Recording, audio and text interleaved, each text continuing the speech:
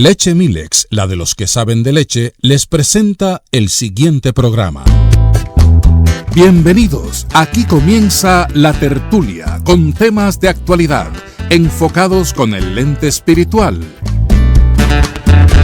Y ya con ustedes, La Tertulia. Muy buenas tardes, este es su programa La Tertulia. Miguel Jacín en compañía de Luis Sena. Muy buenas tardes. Luis, hoy vamos a tratar un tema súper interesante y lo hemos titulado La tormenta que se avecinaba ya llegó, o un título más corto, La secularización del mundo. Y nos hemos inspirado, podríamos decir, para tratar este tema en un libro que escribió el hermano Albert Mohler. El teólogo, doctor. Sí, yo me pego ahí, le digo hermano, me estoy poniendo cerca de él. Del Seminario Bautista del Sur. Exactamente. Albert Mohler, su libro se titula de esa manera, La tormenta que se avecina. Y nos pareció muy interesante, e incluso tiene un perfil parecido al libro de César Vidal, que se llama Un mundo que cambia. Un mundo que cambia. O sea, que nosotros recomendamos que se lean esos libros. Son muy interesantes y hablan nos contextualizan acerca de qué es lo que está pasando en el mundo y de cómo va el proceso de secularización que va muy rápido. La tormenta que se avecina, que ya tenemos encima, pero para muchos podría parecer distante en el horizonte, pero realmente ya nosotros lo estamos viviendo y nos vamos a dar cuenta ahora cuando desarrollemos el programa, para los que no se han dado cuenta, que esto va a una velocidad impresionante. El señor Albert Mohler, en su libro La tormenta que se avecina, busca advertirnos sobre una tormenta cultural inminente que se avecina por medio de su libro. Él lo ha clasificado de esta manera. Él dice que esa tormenta está dividida en varios contextos. Uno que es el secularismo, la cultura, es decir, la secularización de la cultura, de la iglesia y de todo todo aquello en el cual el mundo está inmerso. La política, la economía, todo va en camino a la secularización. Ahora bien, la palabra secular en términos de conversación psicológica o sociológica o intelectual contemporánea, se refiere a la ausencia de cualquier autoridad o creencia teísta vinculante. Es tanto una ideología que se conoce como secularismo como una consecuencia que se conoce como secularización. Esto último, la secularización, no es una ideología, es un concepto y un proceso sociológico por el cual las sociedades se vuelven menos teístas, como estamos viviendo actualmente, y en nuestro contexto esto significa menos cristianos en el panorama general.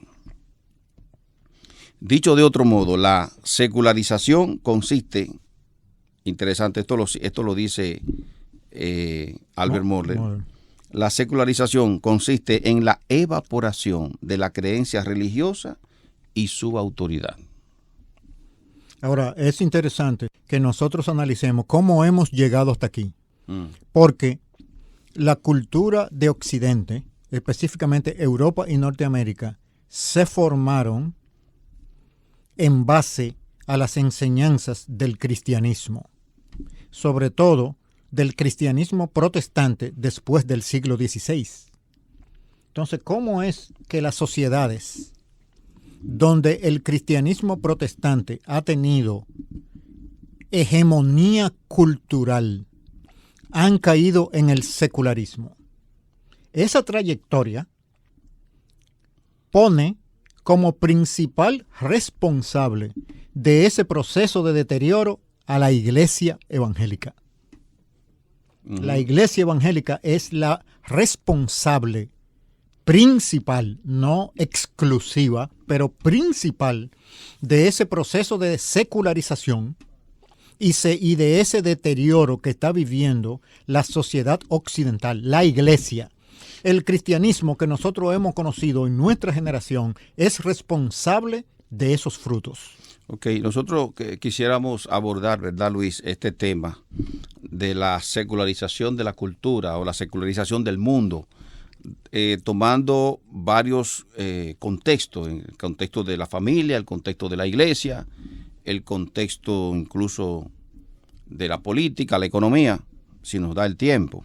Ahora, antes de entrar en los detalles, vamos a comenzar con la secularización de la iglesia.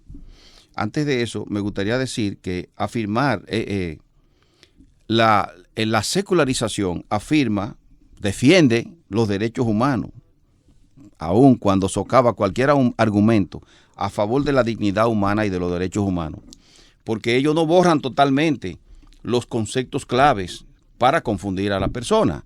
Es decir, ellos creen en los derechos humanos, pero ¿en cuáles derechos humanos? Los derechos humanos que ellos se inventan. Ellos inventan nuevos derechos humanos, como por ejemplo el matrimonio entre personas del mismo sexo, y a eso incluso le llaman amor, a expensas de los derechos fundamentales como son la libertad religiosa.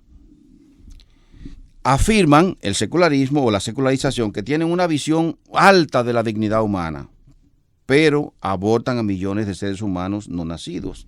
Y la lista continúa muy larga. Entonces, esta tormenta que hace años fue anunciada por Dios, porque está en las Escrituras, y al parecer ya está formada y viene en dirección nuestra a gran velocidad. Albert Mohler la analiza desde los diferentes escenarios donde esta tormenta afectará, entre los cuales él cita la civilización de Occidente, la iglesia, que es por donde vamos a comenzar, la vida humana, el matrimonio, la familia, el género, la sexualidad e incluso la libertad religiosa. Entonces, Luis, si te parece bien, me gustaría leer a 2 Timoteo 3, porque tiene que ver con la secularización. Es una advertencia que el apóstol Pablo hace en 2 Timoteo 3 a la iglesia. Sobre el perfil sociológico, correcto, de las personas del tiempo final, a medida que se acerca la segunda venida de Jesucristo, que puede durar siglos, pero es un proceso ese proceso secularizador, es decir, ese proceso de ateísmo y negación de Dios, va a producir un tipo de persona, un tipo de hombre y un tipo de mujer que son descritos en ese pasaje. Correcto. Dice en 2 Timoteo 3, desde el verso 1, también debes saber esto, que en los postreros días vendrán tiempos peligrosos. No sé si tenemos el tiempo para explicar brevemente qué significa los postreros días, porque ya estamos en los postreros días. Claro. Porque habrá hombres amadores de sí mismos, avaros, vanagloriosos, soberbios, blasfemos, desobedientes a los padres, ingratos, impíos, sin afecto natural.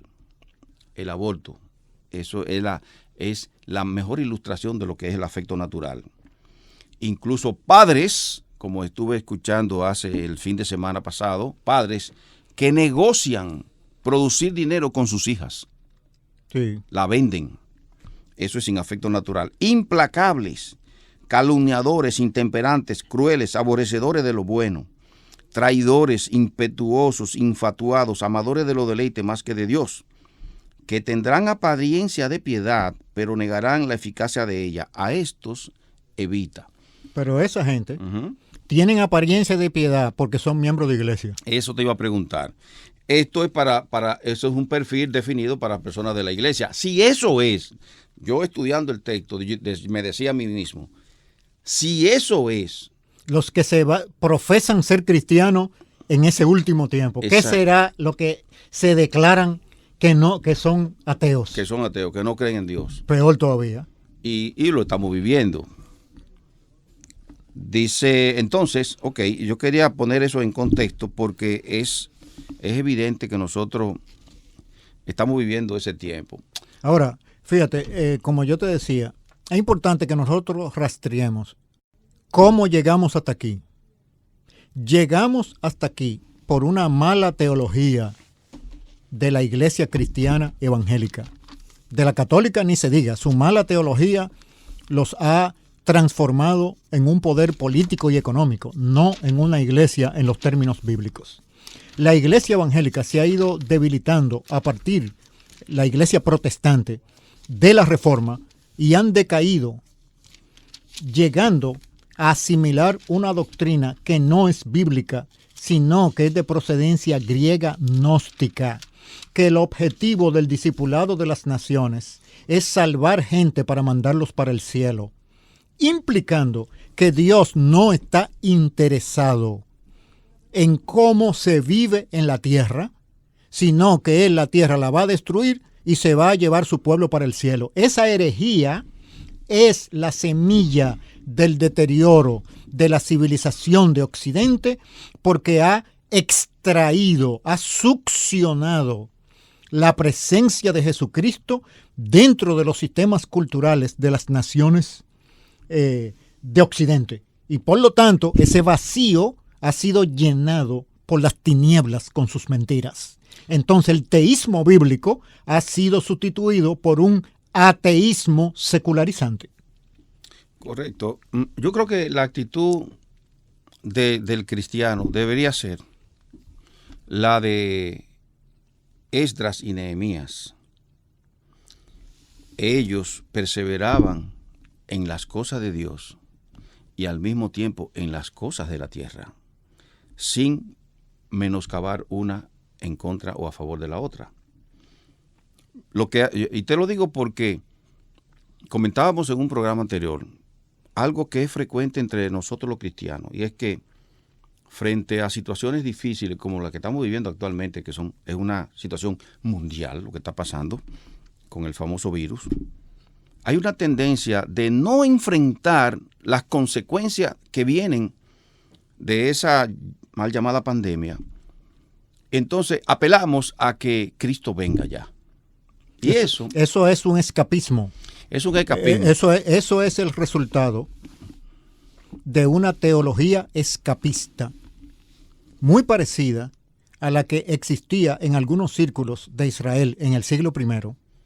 Claro. Y que predominó en el cristianismo del siglo XX, con todo ese énfasis en el rapto de la iglesia. Es un escapismo. Ese escapismo no es bíblico. No es bíblico. Eso es pagano. Entonces, la iglesia cristiana, la iglesia protestante, la iglesia evangélica, ha comprado esa mentira y no se ha dado cuenta que al comprar esa mentira y hacerse creer que está progresando en la gran comisión porque tiene iglesias grandes, con mucha gente congregándose y enviando misioneros a mucha parte del mundo, lo que la iglesia evangélica ha estado haciendo es mirándose en el espejo y no mirando por la ventana. Si mirara por la ventana, se daría cuenta del deterioro en que ha estado por casi un siglo y medio la sociedad occidental. Pero como se mira en el espejo y se ve a sí misma y se arregla, piensa que todo está muy bien. Entonces, esa es la causa de esa tormenta que ya llegó, no es que viene, hace tiempo que llegó, y no es más que un exilio al que Dios está enviando a la iglesia evangélica por ser inefectiva y no haberle hecho el trabajo que Dios esperaba, así como Dios mandó a Israel al exilio en Babilonia por no cumplir el propósito de Dios para Israel de ser luz de las naciones. Una aclaración y una pregunta, Luis. La pregunta es: ¿cuáles son los aspectos de manera práctica en lo que la Iglesia de Cristo ha fallado y que, sin darse cuenta o a propósito en otros casos, ha entrado en la rueda, en el carril de la secularización? Y la aclaración es que nosotros no estamos negando que debemos anhelar que Cristo vuelva, porque la palabra nos lo muestra eso. No, eso no es el punto. Es el balance que debemos tener a la hora de plantear eso. Es decir, como decía el apóstol Pablo, es mejor partir y estar con Cristo, pero por causa del Evangelio es mejor permanecer. O sea, hay una tensión siempre. Nosotros vamos a vivir siempre, los creyentes, en una tensión. La tensión del ya y el todavía no. que es la tensión entre el reino de Dios inaugurado en la persona de Cristo y el reino de Dios consumado en su segunda venida. Claro, nosotros vivimos en ese espacio intermedio. Ahora bien, fíjate, una mala doctrina de la creación hace que la iglesia, sus líderes y sus maestros no nos hayan enseñado que el cielo y la tierra fueron diseñados por Dios para solaparse el uno al otro y están interconectados. El cielo y la tierra. No hay forma de separarlo. No es cierto que Dios ha perdido interés en su creación y su mundo y se lo ha dejado al diablo, y el único objetivo de Dios es salvar almas del mundo para llevárselo para el cielo. Eso es una herejía. En la Biblia eso no se enseña así. Dios es soberano del cielo y de la tierra. Y la tierra, Él ha hecho un pacto con su creación. Y ese pacto con su creación, desde el mismo Génesis, capítulo 3, prometió cómo rescatar a la humanidad de esa sumisión al enemigo a través del fruto del vientre de la mujer, de un humano que se iba a encarnar, que aplastaría la cabeza de la serpiente, desde el mismo Génesis 1. Entonces, esa mala teología de la creación ha traído una mala teología de la salvación, y nosotros hemos paganizado nuestra salvación asumiendo un esquema griego de que todo lo que es terrenal es malo y que lo espiritual es lo bueno. Exactamente. Entonces, la iglesia cristiana, la iglesia evangélica, la iglesia protestante de nuestra generación vive en un dualismo y propaga en el púlpito, en los púlpitos, y vive la gente que oye eso y lo que predican en un dualismo platónico, pagano, que no es real. Y como tú no puedes vivir en la irrealidad, ¿qué es lo que pasa? Que dentro de la iglesia, en los discursos de la iglesia, se perfila un mundo, y en la vida real de los miembros de la iglesia se vive otro mundo, el mundo real. En el mundo que tú tienes que ganar dinero para ir al supermercado y para comprarle gomas a tu carro. Porque tú no puedes en el mundo platónico y en el mundo etéreo espiritual conseguir dinero para cambiar la goma de tu carro. Tú tienes que conseguirlo en el mundo real. Ahí tú no puedes ser irreal. Tú puedes ser irreal en el culto público de la iglesia, pero tú no puedes ser irreal en el mercado. Entonces, esa dualidad de vida ha hecho que la sociedad haya ido perdiendo la sal y la luz que ha requerido para mantener el teísmo bíblico, que fue el origen de la civilización de Occidente. ¿Qué tú crees, Luis, que dónde es que ha fallado la Iglesia de Cristo? Sabemos, vamos a hacer una aclaración, porque a los hermanos que nos escuchan les gusta que hagamos aclaración. Nosotros no estamos diciendo que todo lo que se hace y se ha hecho en la Iglesia de Cristo es malo, no, evidentemente que no. El problema ha estado en que nosotros hemos cedido un terreno como consecuencia de esa dualidad en la que vivimos, y vamos a pagar las consecuencias, porque Dios no nos lo permite eso. Porque sin darnos cuenta, o a propósito, yo creo que sin darnos cuenta hemos caído, como tú decías, en una herejía, en ese dualismo, en que las cosas terrenales las apartamos, no le damos importancia y nos centramos solamente en las cosas espirituales. Pero tal dualismo, tal separación no existe en la Biblia. Entonces eso quiere decir que estamos menospreciando el señorío de Jesucristo. Y si estamos menospreciando el señorío de Jesucristo, porque si Jesucristo es señor de lo espiritual y no es señor de lo temporal, de lo secular, si Jesucristo es señor de las almas, pero no es señor de la economía y de los recursos naturales, entonces ¿quién es el señor de la economía y de los recursos naturales? Implícito está que el príncipe de este mundo. ¿Y dónde en la Biblia nosotros encontramos que Dios le ha cedido los papeles de propiedad de su creación al enemigo?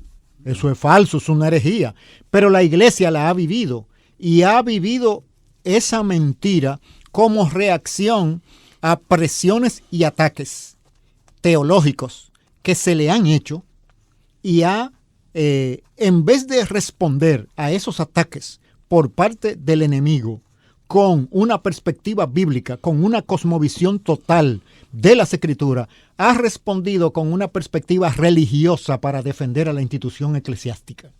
Y sin darse cuenta cayó en una trampa en la cual los enemigos de la fe le establecieron un guión a la iglesia para que socialmente se mantuviera dentro de su esquina, en la esfera privada de la fe y no en la esfera pública de la ciencia y de la economía. Entonces, Luis, lo que tú acabas de decir o está diciendo es que como consecuencia de esa enseñanza doctrinal dualista Exacto. de la Iglesia de Cristo, no han equipado adecuadamente a los hijos de Dios, y entonces, como consecuencia, ellos en el mundo real, lo vamos a llamar el mundo real, el mundo de afuera de la iglesia,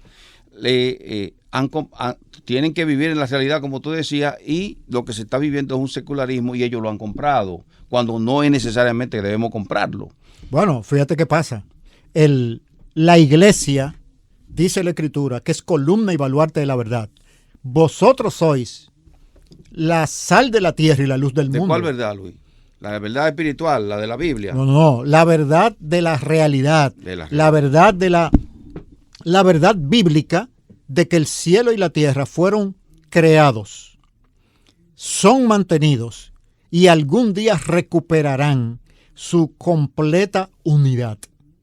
Fue rota por el pecado, pero Dios está presente.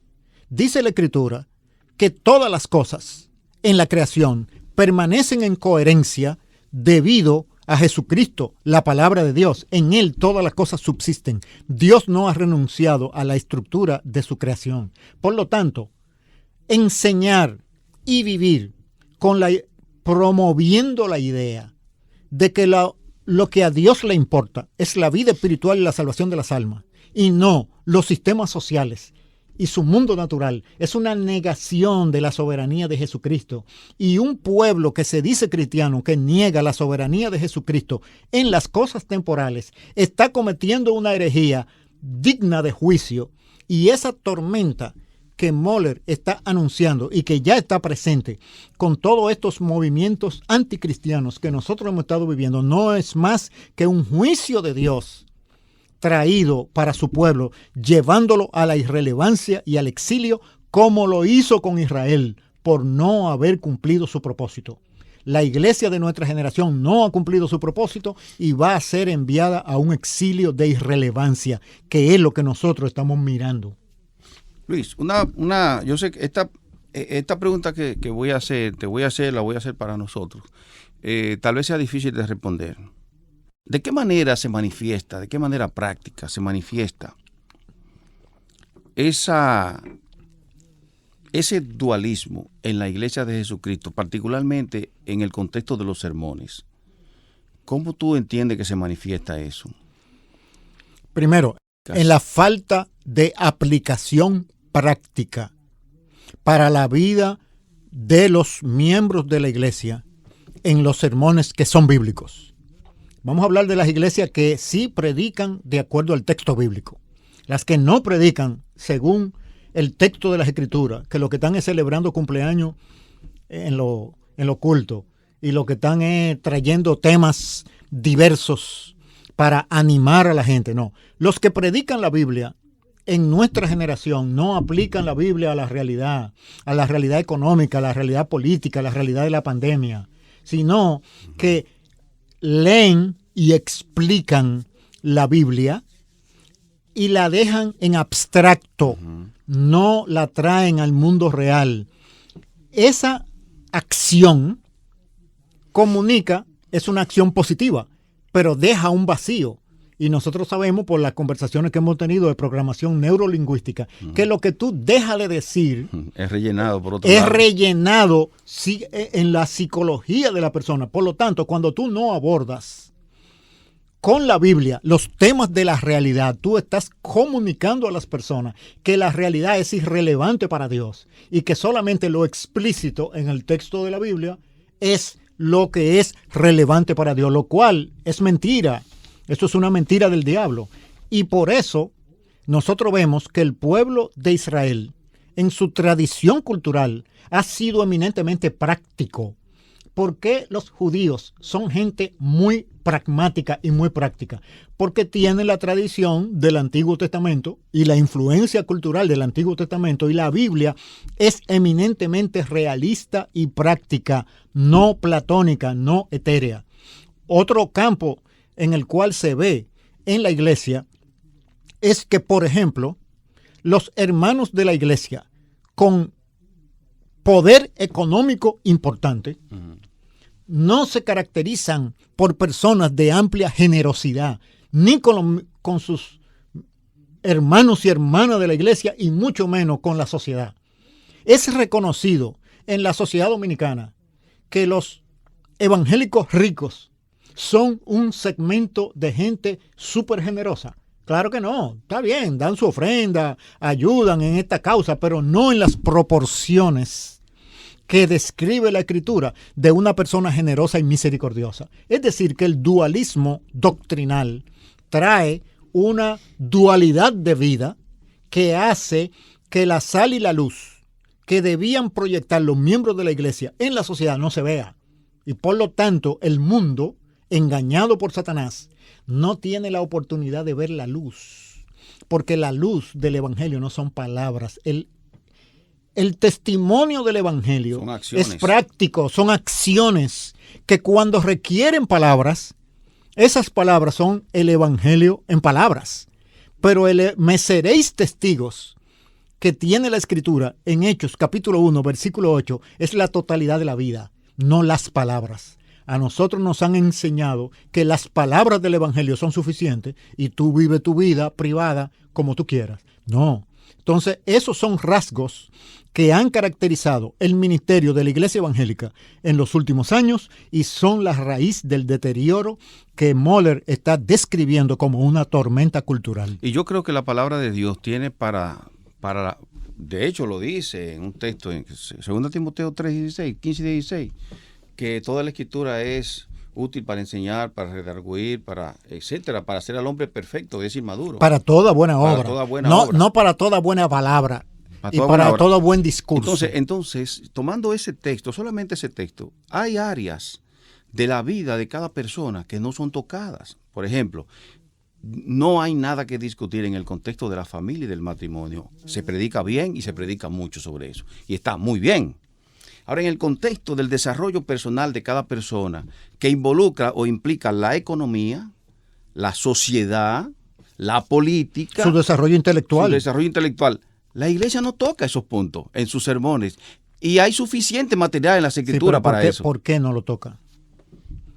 Porque los intereses de los que enseñan y dirigen las iglesias está enfocado en el cristianismo como una religión centrado en la iglesia institucional, no que la iglesia son las personas. Existe una diferencia cuando en una organización tu foco son las personas o tu foco es la institución. Entonces la iglesia evangélica ha caído en el mismo error de la iglesia católica de la Edad Media, que la institución de la iglesia llegó a ser tan poderosa que dominaba la vida en su totalidad, pero tenía a los creyentes y a los seguidores, porque en ese tiempo se proponía la cristiandad oprimida, hasta el punto de que lo mantuvo analfabeto, para que los únicos que tuvieran acceso a las Escrituras fueran el liderazgo de la iglesia. Fíjate hasta dónde puede llegar ese concepto de iglesia institucional. Entonces, nosotros hemos convertido el cristianismo en una religión, no en un sistema total de vida. Cuando la Escritura nos enseña que el cristianismo es una vocación, es un llamado a un sistema de vivir que implica tanto lo espiritual como lo social, como lo natural físico. Bien, Luis, pues ya llegamos al final del programa. Sí, tenemos que seguir dilucidando estos temas de la secularización de la vida, porque esa secularización es una enfermedad de la cual nosotros tenemos que tomar una medicina y zafarnos, si es que vamos a ser fieles al Señor Jesucristo en nuestra generación. Gracias, Luis. Pues hemos llegado al final de nuestro programa. Será hasta la próxima semana, si el Señor lo permite. Dios les bendiga. Amén. Este programa fue patrocinado por Leche Milex, la de los que saben de leche. Este programa es otra producción de Radio Eternidad.